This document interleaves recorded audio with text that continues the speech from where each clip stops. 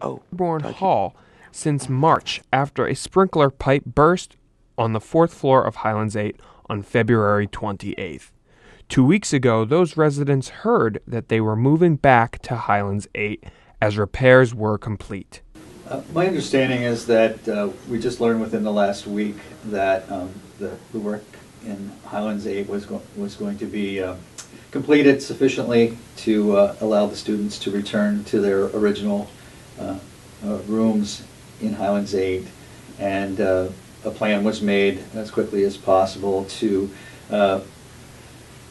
create an orderly return of those students to their original residence hall. There was, because the students had to leave Highlands 8 so quickly when it became unsafe, when it became unsafe for the students to continue living there,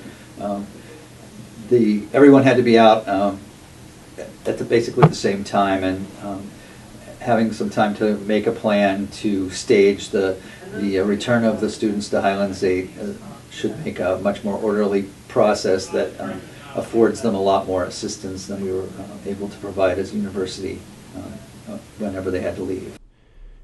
Students were shocked, and some were even angry about having to leave Dearborn. It was kind of infuriating to think that while I've got all this stuff going on with school, I now have to move all my stuff back to Highlands 8 for a measly 3 weeks before I have to move everything back out to go home.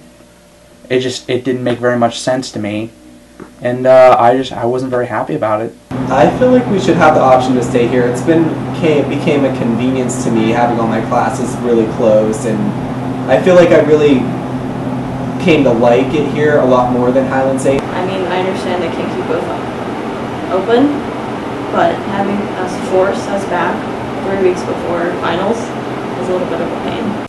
Jeff Heilman, the university spokesperson, talked about why the university decided ultimately to move them back as opposed to letting students stay in Dearborn Hall.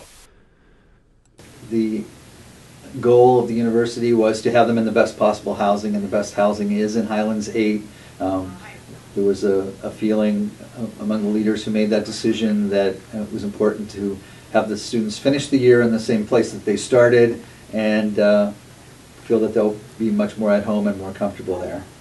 Unfortunately, we don't have enough staffing to give students the options to stay or go. We can't operate 2 buildings at the same time. We have a limited number of RAs and other residence life staff, and as well as all the other supporting other supporting people who make life livable for students in our residence halls. Students officially moved back this past weekend, with a chance to do it themselves on Friday and have the university help them on Saturday and Sunday.